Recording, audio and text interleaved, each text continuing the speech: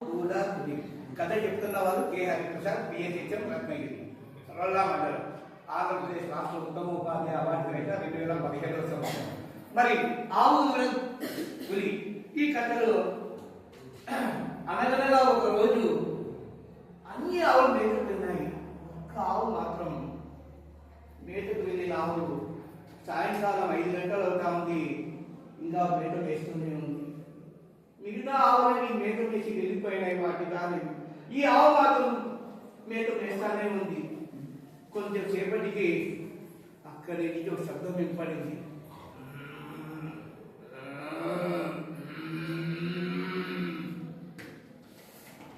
శబ్దం వినపడించింది. ఆవు మేత వేస్తున్నా ఒక్కసారి కథ చుట్టి చూసింది.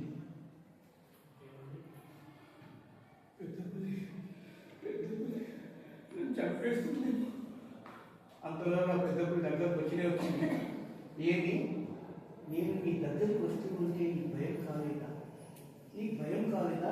నేను చంపి తినేస్తాను, నాకు ఆకలి ఎక్కువ అవుతాను, ఆకలితో ఉన్నాను, నీ చంపి తినేస్తాను దగ్గరకు రావడానికి వస్తున్నాను వచ్చింది. కానీ ఆవు అదురుతోంది, బెదురుతోంది. కానీ ఏమంటుందంటే, పులిరాజా నన్ను చంపొద్దు రాజా, అన్ని ఆవులు వెళ్ళిపోయినా నేను మేత వేస్తూనే ఉన్నానంటే నా ఆకలి ఎక్కువగా ఉంది, నాకు ఒక లేగదూడ ఉంది, ఆ లేగదూడ ఇంటి దగ్గర కాచుకొని ఉంది. నీవు నన్ను చంపినావంటే నన్ను చంపిన పాపం కట్టుకుంటావు, నా లేగదూడని కూడా చంపిన పాపం కట్టుకుంటావు. ఎలా అవుతుంది అది? నేను చంపేది నిన్ను మాత్రమే కదా. అవును, కానీ నా లేగదూడకు నేను సాయంత్రం పాలు ఇవ్వకపోతే ఆవు అమ్మ పాలు లేదు అని చెప్పి అలమటించి ఏడ్చి ఏడ్చి అది కూడా తలను చాలిస్తుంది.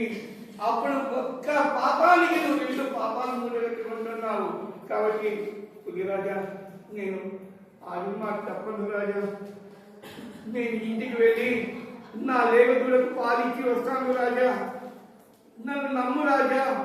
ఆ లేగదూడకు పాలిచ్చిన తర్వాత నేను ఖచ్చితంగా వచ్చేస్తాను రాజా. రాజా, పులిరాజా, నిన్ను పెద్ద పులి అంటారే, ఒక దేశానికి జాతీయ జంతువు అని అంటారే, అదే భారతదేశానికి జాతీయ జంతువు అని అంటారే. మరి ఇటువంటి ఈ గోమాతలు 3 కోట్ల దేవతలు ఉన్నారని అంటారే. మరి నేను ఆది మాట తప్పితే నా విలువ ఉంటుందా? మా గోమాత విలువ ఉంటుందా? పులిరాజా, నన్ను మన్నించు రాజా, నువ్వు చంపొద్దు రాజా, చంపొద్దు రాజా. ఇంటికి వెళ్ళి నా దేవుడు పాలించి వెంటనే పరిగెత్తి వస్తాం రాజా. రాజా, పులిరాజా, నమ్మమంటావా? నమ్మమంటావా? నేను నమ్మను పులిరాజా, అలా అనద్దు రాజా. నా లేగదులకు పాలించి ఖచ్చితంగా వస్తాను రాజా. ఆడిన మాట తప్పను రాజా, ఆడిన మాట తప్పను పులిరాజా. ఇంత అనుకుంటుంది. సరే, ఒక్కసారి పంపించి చూద్దాం కానీ అవకాశం మరి రేపటికైనా వస్తుంది కదా మేత కోసం. అప్పుడు కసితీగా చంపి తింటాను. ఇప్పుడు కనుక రాకపోతే పులిరాజా, నేను ఆడిన మాట తప్పే ఉంటుందో నేను పుట్టలేదు పులిరాజా, నా లేగదుడు పాలించి వస్తాను పులిరాజా అంటే. సరే అయితే ఇంతగా అనుకుంటున్నావు కదా, ఇస్తాను. సరే వెళ్ళి పులిరాజా, నువ్వు దేవుడితో సమానం పులిరాజా, పులిరాజా అని వెంటనే అది తిరిగి ఆ ఊరిలోకి గ్రామంలోకి పరిగెత్తుకుంటూ వెళ్తా ఉంది. ఆ లేగదుడు అక్కడ చూస్తాను, మా అమ్మ ఇంకా రాలేదే, అందరూ వచ్చినారే, మా అమ్మ ఇంకా రాలేదు. ఆమె గురువులో భూమాన్ని కనబడి వెంటనే అప్పుడు లేగదుడా చెంగున ఎదుర్కొంటూ అమ్మా అమ్మా అమ్మా పరిగెత్తుకొని వచ్చింది. ఆ లేగదుడు పాలు ఇస్తుంది. ఆ లేగదుడు పాలు తాగిద్దామంటే తన నాలుగుతో ఆ లేగదుడు తీర్పునంతా నాకుతా ఉంది, కన్నీరు కాలుస్తా ఉంది ఆవు. ఆ సమయంలో మిగతా ఆవులు పరిగెత్తుకొని వచ్చాయి. వస్తే ఎందుకు ఇంత లేట్ అయిందంటే, మీరందరూ వచ్చేసారు, నాకు ఆకలి ఎక్కువైంది, తిని వచ్చే సమయానికి ఇలా జరిగింది అంటే అందులో ఆ లేగదుడు పాలు తాగి అలా ఆడుకుంటూ చెంగు వెళ్ళిపోతా ఉంది. ఇలానే ఒకరు చూస్తూ ఉంది. ఈ లేగదుడు వదిలి వెళ్ళిపోతున్నానే, ఈరోజు ఆ పులిరాజుకి నేను ఆహారం వెళ్ళిపోతున్నానే, నా లేగదుడు ఇంకా నేను చూడలేనా, నా లేగదుడును కాపాడే బాధ్యత మీరే చూసుకోవాలి అని తన స్నేహితుడికంతా చెప్పింది.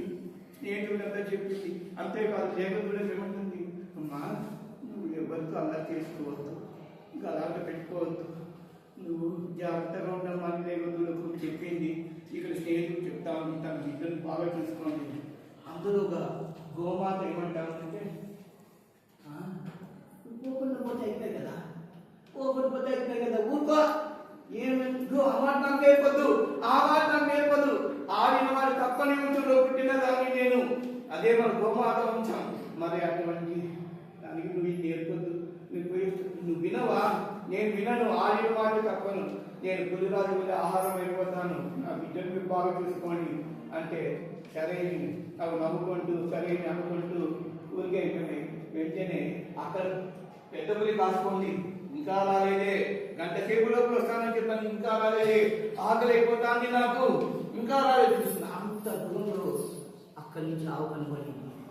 కనబడితే కానట్టుంది. దగ్గర నుంచి పులిరాజా నా లేదు బాధించి బుద్ధి మాటలు చెప్పి నా స్నేహితులు తప్ప చెప్పే సమయానికి కాస్త ఆలోచన నన్ను క్షమించి పులిరాజా, నన్ను క్షమించి పులిరాజా కానుకోను. ఇది ఏమి? ఎవరైనా చంపుతారు అంటే దూరం పరిగెత్తిపోతారు, రాకుండా పోతారు. నా లేవుడు పాలి తెచ్చే సమయానికి ఆలోచన నేను ఏడుస్తా ఉంటే పులిరాజు నన్ను చంపించింది రాజా, నా బిడ్డను నేను పాలించి వచ్చాను, నా బిడ్డను కాపాడాము. అంతేకాదు ఏముంది ఆడిన మాట తప్పే ఉంటుంది, గుర్తులేదు. ఆడిన మాట తప్పను నేర్తా ఉంది. ఇటువంటి ఆవుని నేను చంపితే నా పాపం వస్తే నన్ను అసలు చీకొడితే నేను పెద్ద పులి అని అంటున్నారే, సింహం తర్వాత పెద్ద పులి. నేను ఈ అందరికి మృగరాజు లాంటి దాన్ని, మరి నన్ను కూడా అందరూ చీకొడతారే. మరి ఇటువంటి దాన్ని నేను చంపితే నాకు పాపం వస్తుంది. ఇది కాకపోతే ఆహారం నాకు ముందే దొరుకుతుంది, ఇంకో తోడే దొరుకుతుంది, ఇంకో నక్క దొరుకుతుంది, ఇంకో టీక దొరుకుతుంది, ఏదో నాకు దొరుకుతుంది. దీన్ని చంపకూడదు, ఎందుకంటే ఆడిన తప్పకుండా వచ్చింది కదా అని చెప్పి, అమ్మా గోమాత రేయమ్మా నేను చంపలేదేమో, నువ్వు ఆడిన తప్పకుండా వచ్చావు, నువ్వు నిన్ను చెప్తే నాకు పాపం వస్తుంది, నువ్వు ఆడిన తప్పకుండా వచ్చావు కాబట్టి నీ పాదాలు నేను ఒప్పుకుంటానమ్మా. పెద్ద పులి కూడా గోమాత కాలు ఒప్పుకోదు. వెంటనే పులిరాజు నువ్వు చంపడం లేదా, పులిరాజు నువ్వు చంపడం లేదా, మరి నా లేదు పంపించేస్తున్నావా పులిరాజా అని ఆవులను పులిరాజు కాలు మొక్కుంది పెద్ద పులిరాజు. అప్పుడు పెద్ద పులి ఇటువంటి ఆవుని చంపాలనుకుంటుంది. తప్పు స్వామి మంచి బుద్ధి ప్రసాదించు, అమ్మా గోమాత నీకు ఎప్పుడైనా వచ్చి వేషం వేసుకో, నేను చంపను, ఓకేనా, సరిపోయిందా అని. అప్పుడు అది కూడా పులిరాజా రాజస్థాన్ రాజా, అందుకే అన్న భారతదేశానికి జాతీయ జంతువు పెద్ద పులి అని. అందుకోసమే మా దేశానికి పెద్ద పులిని జాతీయ జంతువుగా పెట్టుకున్నారు. మరి ఇటువంటి స్థానంలో ఉన్నటువంటి పులిరాజు ఎంత మంచిదో అంటే ఆయన మాకు తప్పకుండా వచ్చినటువంటి ఈ గోమాత కూడా అంతే మంచిది అని చెప్పి సంతోషంగా హాయిగా ఎదుర్కొంటూ గోమాత ఊరిలోకి వెళ్ళింది. అక్కడ లేగదూడ ఆవులు అన్ని చూసి సంతోషపడిపోయినాయి. పెద్ద పులి మాత్రం ఇలానే చూస్తూ